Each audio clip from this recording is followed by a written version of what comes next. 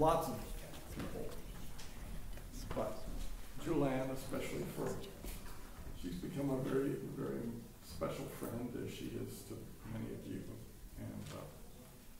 and Karen Welby, who kept making changes in the bulletin because I couldn't decide what we were doing, and then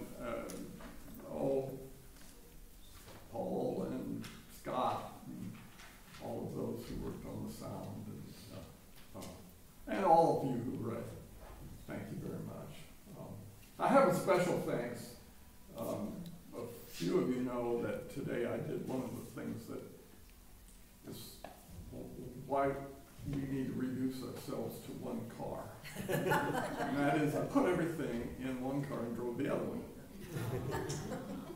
So Delora came after me. I called her. She has things to do in the Anderson church.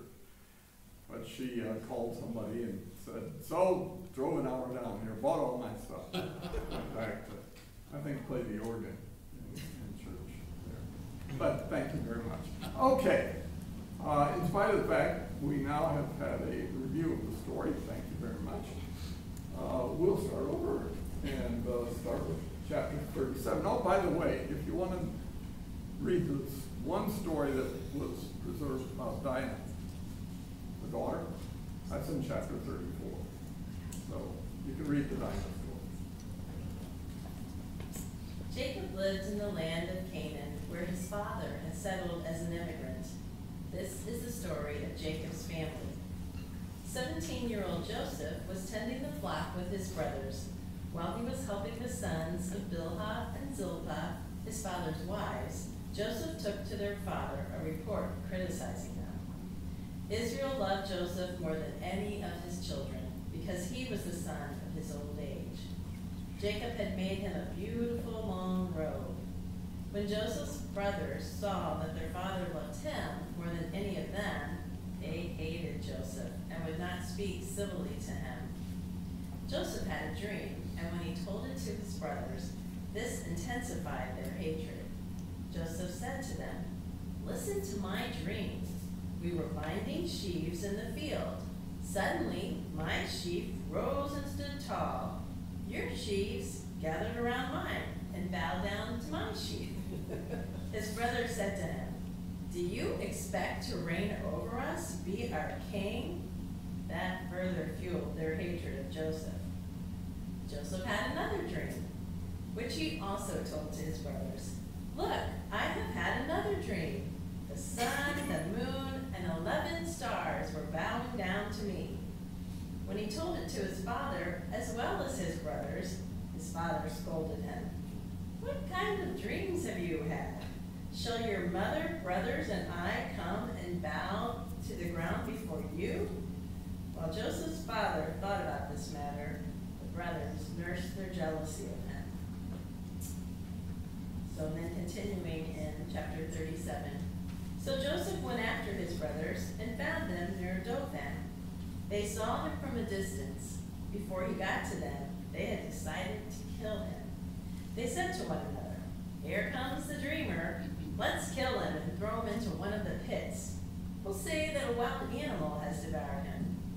Then we'll see what comes of his dreams." When Reuben heard of it, he said, "Let's not kill him. Don't shed blood. Throw him in this dry cistern here in the wilderness, but don't lay a hand on him." Reuben intended to rescue him from them and take him back to his father. When Joseph reached them, they stripped him of his beautiful robe. They took him and threw him into a cistern. The cistern was empty, completely dry. When they sat down to eat, they saw a caravan of Ishmaelites coming from Gilead. Judah said to his brothers, "What do we gain by killing our brother and covering up his blood? Let's sell him to the Ishmaelites. Let's not harm him.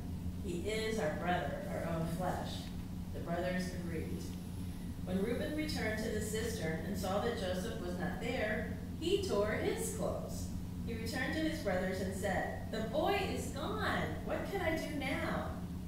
They took Joseph's robe, slaughtered a goat, and dipped the robe in the blood. They brought the beautiful robe to their father. "We have found this. Is it your son's robe or not?" He recognized it. "It's my son's robe. A wild animal has eaten him. Joseph has been torn to pieces." Jacob tore his garments and put sackcloth around his waist. He mourned for his son many, many days. His sons and daughters tried to comfort him, but he refused to be comforted. Jacob said, "No, I'm in mourning. I will join my son in the land of the dead." Joseph's father wept constantly for him. Okay, you heard a second version of that. What's going on? What's going on with this family? Dysfunction. Pardon? Dysfunction. Dysfunction. Jealousy.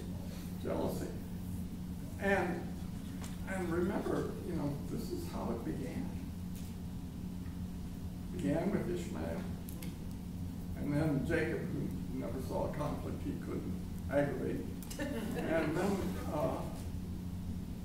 then the two wives, Leah and Rachel. And the story ends with just pain. And you remember that she named Benjamin, son of my agony or suffering. And his father changed it to Benjamin. But that's where the story ends. And it picks up with another generation. And what is it that moves people from anger and hatred to deciding to destroy the one they hate? What happens? Do you know? I mean, all of us have been angry. Maybe even there are people we've hated. But we haven't been moved to try to destroy them, or maybe we have, one way or another. Not necessarily physically, but maybe we have. What's going on inside a person? They have a vision of a different future. They have a vision of a different future.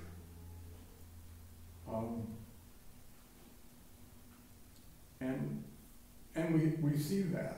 I mean, we saw it this weekend. So something moves them, that counter vision or whatever it is, moves them to destroy, to seek to destroy. Yeah. I think there's a lot of fear behind anger and hatred. Oh, Sorry. thank you. As I look at what's been happening in the world in general, and especially this weekend, I can't help but think that there is deep, deep fear going on with people that flips over into anger and hatred and wanting to destroy that which they most love. And unfortunately, I think the fear is something within themselves that they can't face. So fear is part of it.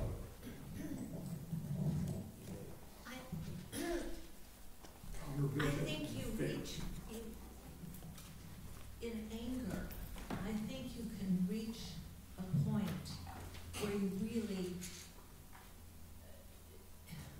you may know what you're doing is the next step, but it's something that is so quick, so, You see this boy coming, and your hatred and just you know, I mean, I do a good job of repressing my anger, but when I let it out, it's huge. And I can feel myself, I could flip that into doing something physical, slapping, or, where I just think, but that's not me. Or even plot a way to destroy them, not physically, but other ways. No, this is more. Yeah, but physically too. Yeah, I mean, that's true. Joanne, did you? I was just gonna say, I think you also stop seeing that person for the brothers. Like they've put a veil down. He's not their brother. He's not of them. And I think in the Charlottesville folks, I mean, you have to disassociate. Those folks are no longer of yourself. Or And they become just a threat to yes, you, rather than a brother or a sister. exactly. Well, all of this could happen. Okay, Robin. They were talking about the idea of fear, and I think sometimes for me it's this sense that you want either the fear or the anger or the discomfort to go away. And when I imagine if your siblings, if the person is there and in your face all the time, you like the sense of othering, like pushing them away and making them a different category is one way to sort of distance yourself from them. But if it's still in your face, then the only way to get the kind of relief that you want is by lashing out and doing something that's going to chase them away, or something that's going to give you space. And so it's interesting for me to feel like I'm a white person faced with the people that were in Charlottesville. Like I have the luxury most of my life of not being faced with explicit racism. And so the sense that it's thrown in my face means that I'm angry at them. Yeah. So I think And notice in this story that there isn't any real perfect person, is there? I mean, you've got Joseph, who's a tattletale and then a kind of arrogant brat, and his father, who's following up his long history of who he loved and who he didn't love, and the brothers. So it's a tragic story of family. But what do we see around us? And maybe in our own families, the kind of tragedy, maybe not to that extent, but I think most important parts of this story is these stories of the ancestral saga is that they're so real. They're not these kind of floating perfect people that sometimes we've considered them, well, if they're in the Bible, they're really great people. Go ahead. It's, aside from the fact that I think Jacob was reaping what he sowed, because he kind of stirred the pot and created Joseph. I think trying to be a brother, put myself in the position of brother, not only is the anger, but it has to make them feel so bad, to feel so marginalized, and to feel so unimportant. And, maybe that's part of, too, what happened with, the Nazis and all of what we saw in Charlottesville and the racism that goes on is, it's like one up. I have to get on top of you to feel important because there's something here that makes me not feel. Well, what drives us from the point of anger and hatred to destruction is very different. I mean, there's not one perfect pill we can take that will end that. And one of the courses I've been teaching for the last 10 years is how a community like a church becomes more conflict healthy. And that is not to assume that there will be conflict. If there are two people, there's conflict. And you put a bunch of them, and there's lots of conflict, usually. Least disagreement. Most of it's pushed under the table, and perhaps should be, but not always.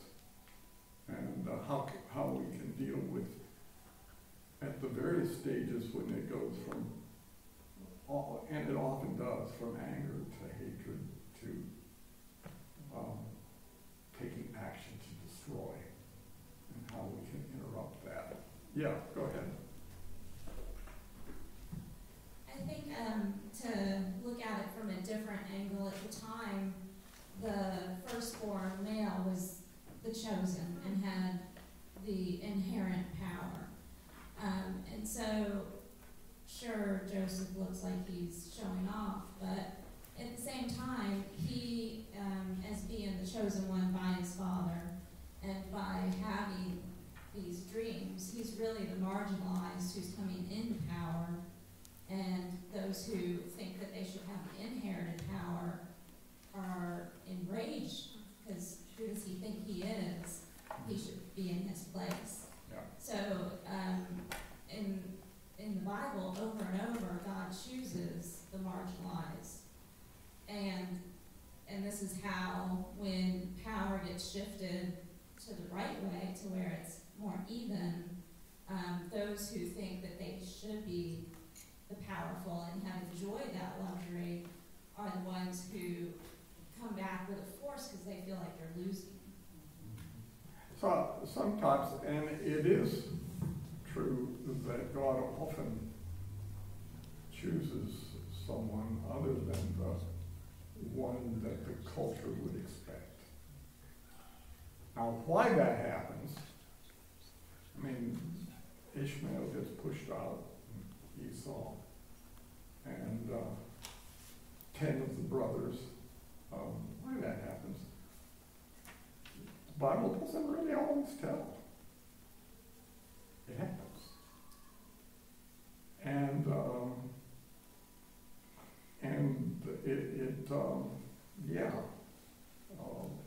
was Isaac that much better a person than Ishmael? Was Jacob? Well, it's hard to think that Esau would be more of a problem, but why that is, we don't always know. But it is true, the culture chooses leadership, and that's not always who God chooses to lead. And that sometimes creates problems, all kinds of places. Well, we'll go on because, it's a story of favoritism and conflict and anger and hatred that's passed from generation to generation. We were, Sally, you were talking about how that continues to happen. Gets passed from generation to generation. And the question is, remember back in 12, this new created family, because we're still in God's creation, had a mission. And the question is whether they can actually carry that out. Whether they get to the point where they can carry that mission out. Now, the mission of which was blessing all the families in the world, or all the people, happens all the way along. You remember Laban was blessed, and we'll see that happen almost in spite of this family. But the question is, can the family be intentional about that? It's not clear. And this last story of the ancestral family is asking that first question that began. Can this family do what it was called to do? can the church do what it was called to do? Can it get itself together? I don't know. It's not clear, is it? All right, let's go on to, we're going to skip chapter 39 and go on to 40. Not that 39 isn't important, but I had considered just having Julianne read the whole thing and then eating our donuts and go home. But I decided, okay, let's cut it back but Marcia helped fill in some of the gaps, and I'll fill in some more. So from Genesis 40. After some time had passed, the wine steward and the baker offended their master, the king of Egypt. Pharaoh had them arrested and sent to the house of the captain of the guard, the same prison where Joseph was confined. The captain assigned Joseph to oversee them. The two men, the wine steward and the baker, were confined in prison for a long time. One night, each of them had a dream, each dream with its own meaning. When Joseph met them in the morning, he saw that they were upset. He asked Pharaoh's officers, who, like him, were in custody in his master's house, "Why are you so upset today?" They said to him, "We've had dreams, but there's no one to interpret them." Joseph said to him, "This is the dream's interpretation. The 3 branches are 3 days. Within 3 days, Pharaoh will lift up your head and restore you to your office. Please remember me when things go well for you. I need your help. Put in a good word for me with Pharaoh so that he will free me from this place. I was kidnapped from the land of the Hebrews. While here, I have done nothing to justify keeping me in the dungeon." On the 3rd day, Pharaoh's birthday, he gave a feast for all his servants. In the presence of his servants, he restored the chief wine steward to his responsibility. But the wine steward didn't remember Joseph. He forgot all about him. And All right. sorry. Let's stop there. Okay. All right, we'll go on to 41. You remember how he ended up? Oh, hey, I forgot. Okay, let's go. Go. Let's keep going. I'm sorry. This is all part of 40. Okay. I'm Genesis 41. 2 years later, Pharaoh dreamed that he was standing by the Nile. He saw 7 healthy, well-fed cows come up out of the Nile and graze in the reed grass. Then 7 scrawny and ugly cows came up out of the Nile and stood by the other cows on the bank.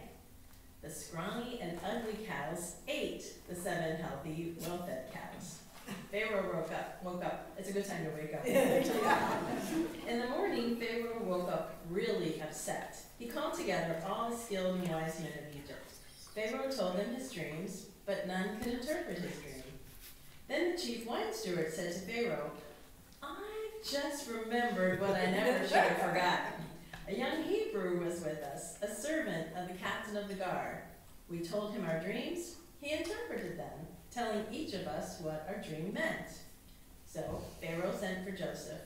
They quickly brought him out of the dungeon. He shaved and changed his clothes, then appeared before Pharaoh. Pharaoh said to Joseph, "I've had a dream, but there's no one to interpret it." Joseph said to Pharaoh, "Both of Pharaoh's dreams have the same meaning. God has told Pharaoh what is coming. The 7 good cows are 7 years, and the 7 good ears are 7 years. The 7 thin and ugly cows that come up, and the 7 empty ears, blighted, are 7 years. Both signal 7 years of famine. Therefore, Pharaoh should select someone who is discerning and wise to govern Egypt." Can't you kind of see him going like this? "During these good years, they should store the grain in the cities, protecting it under Pharaoh's control." Pharaoh and all his servants approved the plan. Pharaoh turned to Joseph. "Given that God has revealed all this to you, clearly no one is discerning and as wise as you. I appoint you to be in charge of my kingdom. All my people must submit to your orders. Only I, who sit on the throne, will be greater than you." During the 7 abundant years, the earth produced generously. Joseph collected all the grain in the years when there was plenty and stored it in the cities. The 7 years of plenty that the land of Egypt enjoyed came to an end. 7 years of famine set in, just as Joseph had said. People from all over came to Joseph in Egypt to buy grain, because the famine became severe in every country. Okay. 39, chapter 39, you remember how he ended up in prison. He was unjustly accused. He was in Potiphar's house and put in charge of Potiphar's house, and then accused by Potiphar's wife of trying to rape her, and was thrown in prison. Remember, this whole time, Joseph is a slave. He is never not a slave in this story. Now, slaves in the ancient Near Eastern world were not the same as the slavery we knew. The primary reason why you ended up in slavery was either a political conquest, and you were on the wrong army, or famine. Those were the two primary ones, or you could have been born to slaves, and were not free. And many slaves were very, very well educated. In fact, better educated than the people they educated their slaves because they were money for them. I mean, they were an asset. And the only thing that, and they often did rise to be very important people. In fact, some of them were some of the best philosophers and thinkers, and we just don't know that they were actually slaves. And the only thing about the slavery that was the same is they didn't control their own life. They could only do what they were allowed to do. But they were allowed it was a much different world. In the first place, slavery wasn't based on color. It was based on these other things. So Joseph was never not a slave.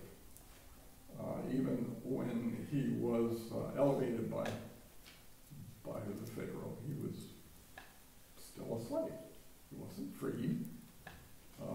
The Pharaoh decided who he was and what he could do, and so forth. And he was in Potiphar's house, and he was in control that he was put in control of the household, and then this happened, and he ended up in prison. But chapter 39 ends with or chapter 40 ends with a really sad statement. And he forgot.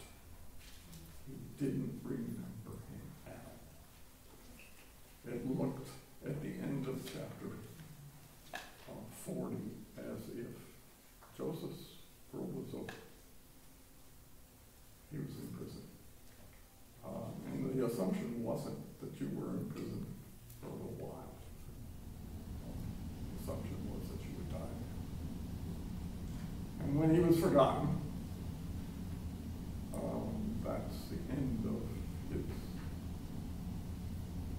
hope. But it changed. He remembered.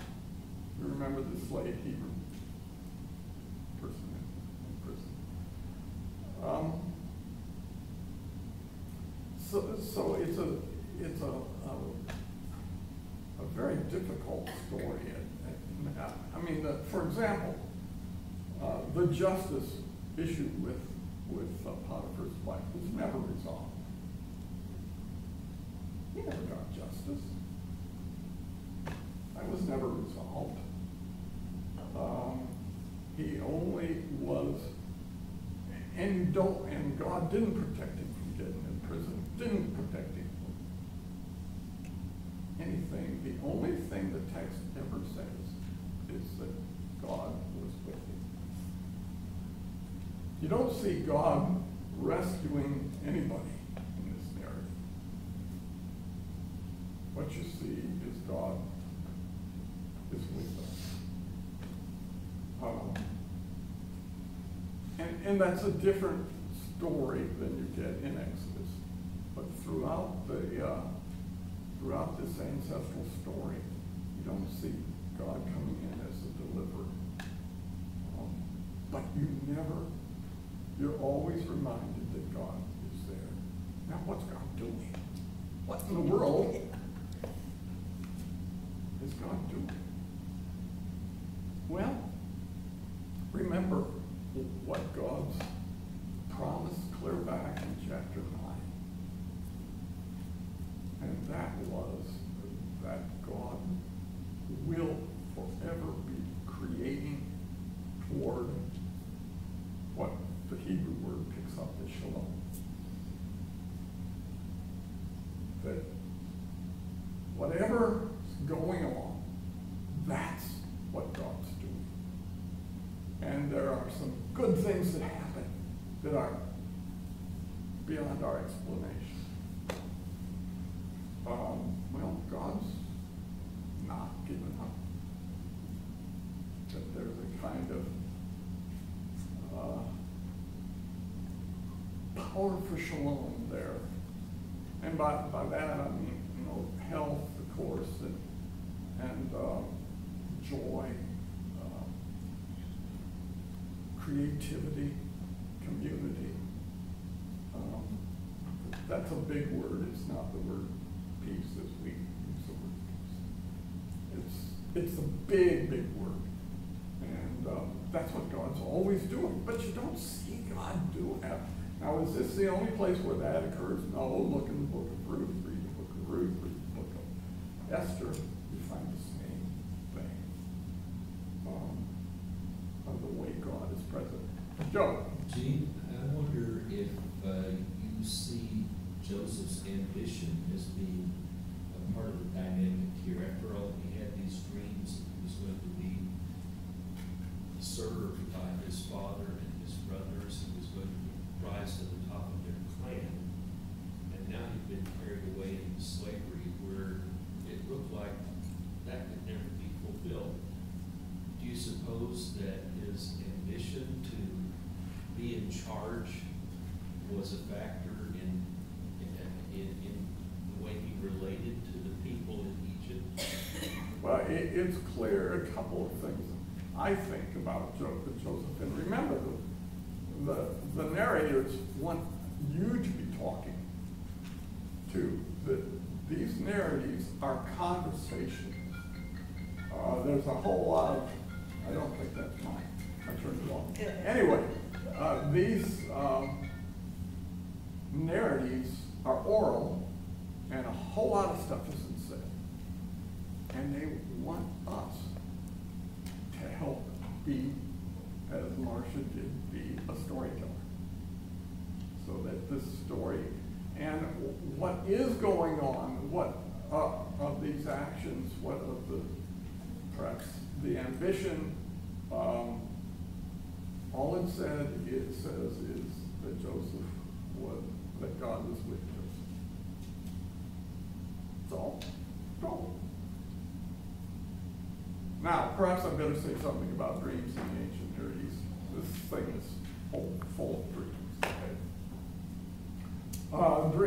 Dreams in the ancient Near East are really take the person from the present toward the future. Now, are they magic? No, really. We think people were magic. That the issue is that the dream itself begins to initiate action to fulfill it. Okay? Now, Freud taught us that dreams are from the present to the past. Okay? And this is present to the future. Well, was Freud wrong? And we've been acculturated into that somehow the unconscious of our past is present in our dreams, and that's all right. Is it more right than that? Well, remember Martin Luther King's speech. What did he say? I have a dream. That's the way the ancient his speech began to initiate action toward that. That's what happens. Does it become a self-fulfilling prophecy? Well, yes and no. That's a really clear answer. It initiates action toward it. We haven't got there with Martin Luther King's speech yet, have we? But it's different than it was in 1968.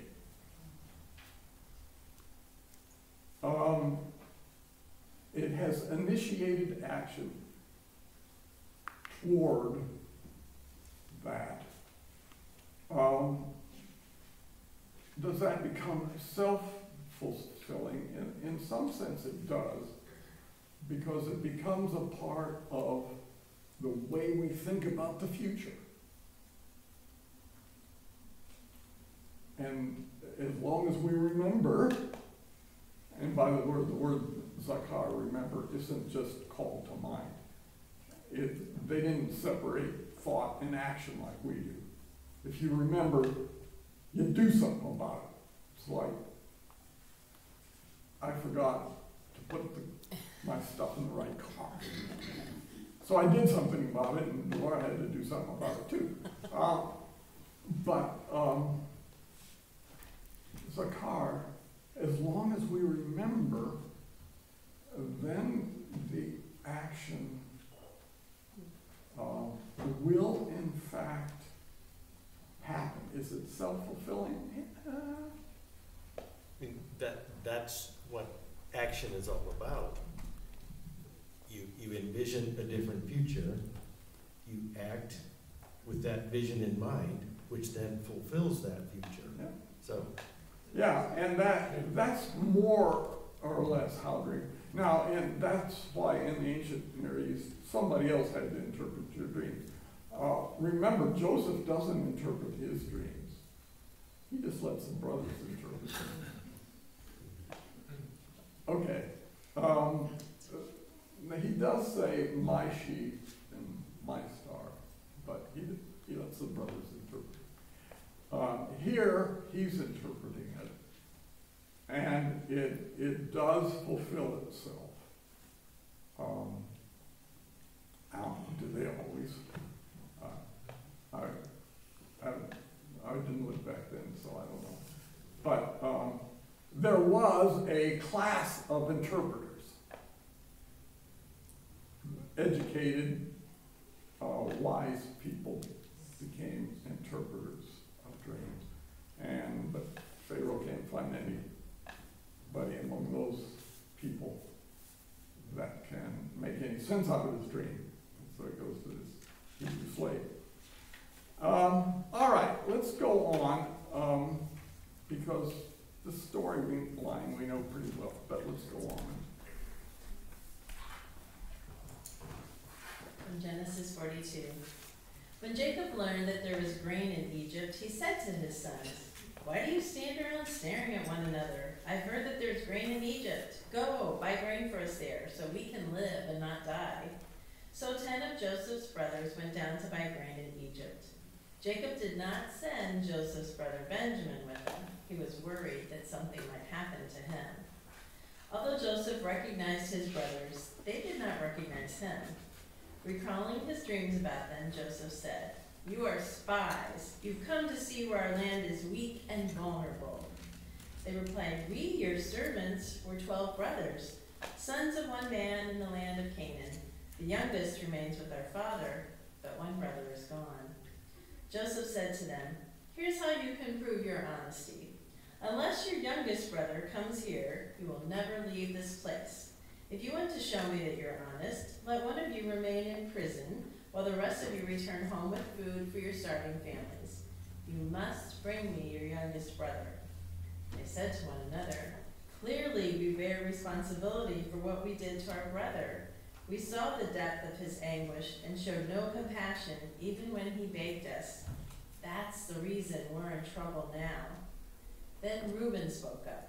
"Didn't I tell you, don't do anything wrong to the boy? but you wouldn't listen. Now we pay the price for his blood." They didn't know that Joseph could understand them, since he was using an interpreter. He stepped away from them and wept. When he returned to speak to them as he had before, he took Simeon and had him tied up in front of them. When they arrived back to Canaan and their father, Jacob, they told him everything that had happened to them. The man who was governor of the land spoke angrily, accusing us of spying on them. We said to him, "We are honest men. We have never been spies. We are 12 brothers, sons of the same father. One is gone, and the youngest remains with our father in the land of Canaan." But the governor said to us, "This is how I will know whether or not you are telling me the truth. Leave one of your brothers with me. Take some food for your starving families and go. Bring your youngest brother to me. Then I will know that you aren't spies but honest men." But Jacob said, "No, my son will not go with you. His brother is dead. He is all I have left. If he meets with a disaster on the journey, you will send my white head down to the land of the dead in deep sorrow." And then from Genesis 43. The famine in the land was brutal. When they had eaten the grain that they had brought from Egypt, their father said, "Go again, buy us some more food." Judah said to him, "The man strictly warned us, 'You will not see my face unless your brother comes with you.' If you will send our brother with us, we will go down and buy food. But if you won't send him, we won't go." The man meant it when he said to us, "You will not see my face unless your brother comes with you." Their father Israel said, "If that's the way it has to be, then do it. Take your brother, get back to the man. May God Almighty prompt the man to show compassion to you, so that he will release your other brother as well as Benjamin. As for me, if I am to be childless, I shall be childless." They went up to the steward of Joseph's house and spoke with him at the entrance to the house. They said, "Please, my lord, we came down the first time to buy food. At the place where we stopped for the night on our way home, we opened our bags, and each of us found at the top of the bag the exact amount of money we had brought. So we have brought it back with us." He replied, "Peace be to you. Don't be afraid. Your God and your father's God must have put treasure in your bags. I received your money." Then he brought Simeon to them. When Joseph got home, they gave him the gifts that they had brought and bowed to the ground before him. He inquired about their welfare and said, "Is your father well? The old man about whom you spoke, is he still alive?" They said, "Your servant, our father, is well. He is still alive." And they bowed their heads out of deep respect. Then he looked up and saw his brother Benjamin, his mother's son, and said, "Is this your youngest brother of whom you spoke? God be gracious to you, my son." With that, Joseph left quickly. His intense feelings for his brother brought tears to his eyes. He went into a private room and wept. Then he washed his face and got himself under control. He came out and said, "Serve the meal." Portions were served to them from Joseph's table, but Benjamin's portion was 5 times larger than any of theirs. Okay, we're gonna take time for a break. But I would, how would you feel if your father said about one of your other siblings, "If I shall be childless, I'll be childless"? And then you get down to Egypt and the favored brother gets 5 times more food. I don't know who would eat that much, but 5 times more food than you get. How would you feel? It doesn't tell us, but how would you feel? Paula, how would you feel?